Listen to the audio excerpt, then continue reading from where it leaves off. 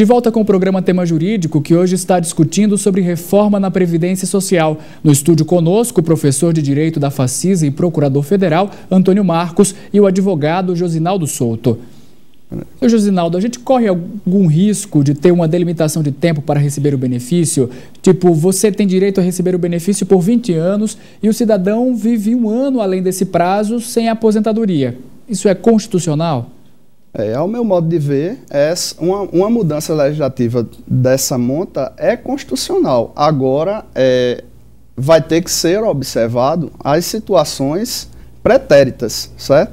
Vamos supor, um cidadão que está, um segurado que está na iminência de conseguir um benefício previdenciário, uma aposentadoria, na vigência da legislação anterior, deverá, na nova regra, ter uma posição transitória, uma explanação transitória para reger esse tipo de segurado. Quem já se aposentou na vigência da regra anterior, a aposentadoria não vai sofrer nenhuma modificação, certo? Porque ele implementou as condições de acordo com a vigência da legislação anterior. Agora, quem ingressou ou quem vier a ingressar a partir da vigência da nova regra previdenciária, aí sim, esse pessoal, eles vão ser submetidos àquela regra, entendeu? E no exemplo dado, terão sim que se adaptar à nova regra, vão perceber o benefício até os 20 anos e, infelizmente, cessado esse tempo, o benefício será cessado. Professor Antônio Marcos, a gente pode dizer que o fator previdenciário atual forçou a procura pela previdência privada? Eu entendo que não, né? Porque, como eu disse anteriormente, ao se aposentar por tempo de contribuição, com a incidência do fator previdenciário, geralmente os aposentados continuam trabalhando, certo? Eles não vão procurar uma previdência privada, eles continuam trabalhando, né? Eu acho que não, pelos números que eu conheço, eu acho que não teve essa procura por conta do fator previdenciário. Qual seria o motivo? Exatamente como eu disse, né? O trabalhador hoje a média de aposentadoria de aposentadoria por tempo de contribuição para o trabalhador no Brasil é de 52 anos. 52 anos, o trabalhador brasileiro está aposentado. A aposentadoria no regime geral de previdência social não significa deixar de trabalhar, necessariamente deixar de trabalhar. E o que acontece é exatamente o inverso, né? Hoje no Brasil, essas pessoas se aposentam com essa idade de 52 anos, em média, né? E continuam trabalhando, porque estão ativos para o mercado de trabalho, né? E até a aposentadoria é o contrário. A aposentadoria estatal, a aposentadoria por tempo de contribuição do RGPS, serve como um reforço para a renda familiar, para o salário que ele ganha. Mas, professor, a gente percebe também que o fenômeno da previdência privada está acontecendo. Enfim, o que é que motiva? As pessoas então estão trabalhando, estão aposentadas, trabalhando, mas também fazendo previdência privada? Eu acho que essas pessoas que estão trabalhando e aposentadas não estão procurando a previdência privada. A previdência privada está procurando, né, aquelas pessoas que ainda estão trabalhando, não estão aposentadas, estão trabalhando, né, e que acham que o valor da aposentadoria, que, como eu disse, né, principalmente a aposentadoria por tempo de contribuição, tem uma redução muito grande com esse fator previdenciário. De fato, essas pessoas que estão trabalhando, não as que estão aposentadas, que estão trabalhando, procuram a previdência privada enquanto estão trabalhando para poder melhorar, né, de fato, o valor da sua aposentadoria quando vier a se aposentar. Agora, professor, o fator 85/95 vai ter impacto na procura pela previdência privada, uma vez que a aposentadoria passaria a ser integral? Não, na realidade, como a gente já explicou, né, essa aposentadoria, e é uma aposentadoria, novamente repito, é aposentadoria por tempo de contribuição, né? Esse fator previdenciário se fala, esse 85/95 se fala para a aposentadoria por tempo de contribuição, como foi explicado naquela matéria no início do programa. Existe a aposentadoria por idade, a aposentadoria por invalidez e a aposentadoria especial. Para essa aposentadoria por tempo de contribuição, mesmo com o fator 85/95, as pessoas vão se aposentar, né, de forma integral, mas o valor hoje, né, o valor hoje da aposentadoria, o cálculo da aposentadoria no Brasil, de fato não traduz não traduz a renda que o trabalhador gostaria, né, de ganhar quando se aposenta, porque, como eu disse, é calculado pela média dos salários. E geralmente as pessoas têm uma ascensão de salário, né, começa como contínuo da TV, né, termina como apresentador, assim, né, Rodrigo? Como você. E os salários vão aumentando. No final,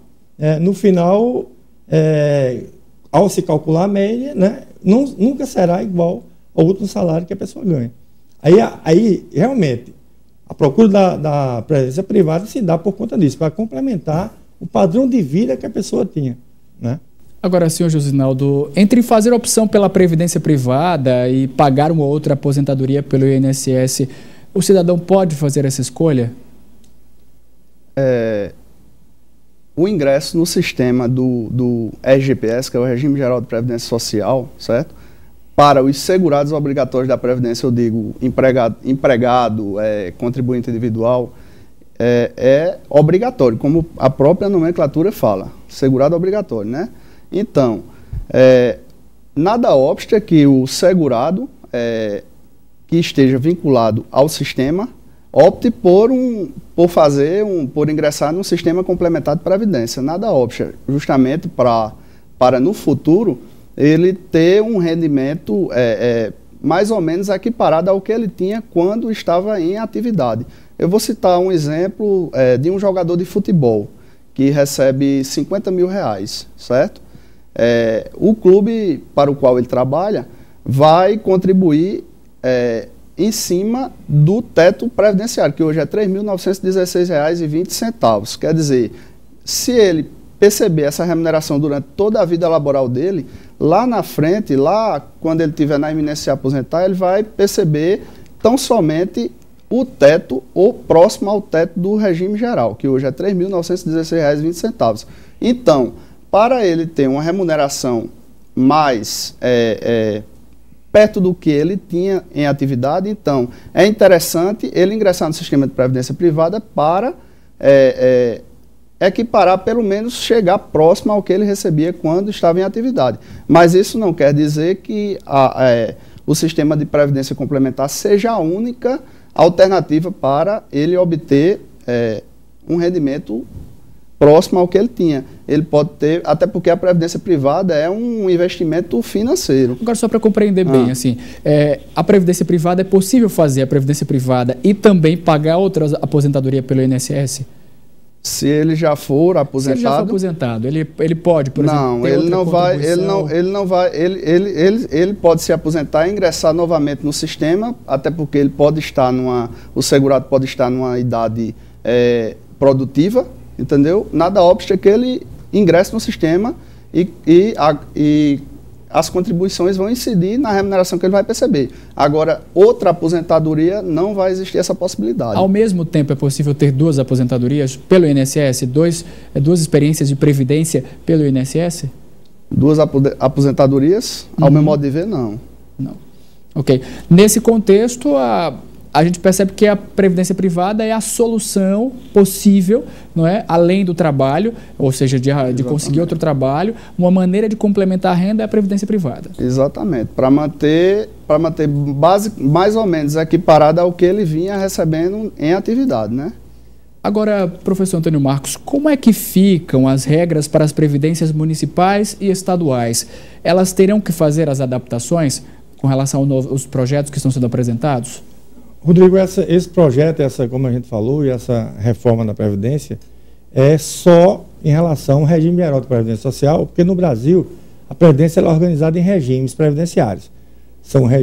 Tem um regime geral de Previdência Social, que congrega e agrega a grande parte da massa de trabalhadores da iniciativa privada, e os regimes próprios de previdências sociais, dos entes federados, como o regime próprio dos servidores públicos federais, da União, o regime próprio dos servidores públicos do Estado, né, e o regime próprio de previdência dos servidores municipais, de alguns municípios. Nem todos os municípios no Brasil têm regime próprio. Então, a discussão que se trava em se abolir o fator previdenciário, se transformar no fator 85-95, é para a previdência organizada pelo regime geral de previdência social, ou seja, dos trabalhadores da iniciativa privada e de alguns servidores de alguns municípios que não tenha regime próprio de previdência.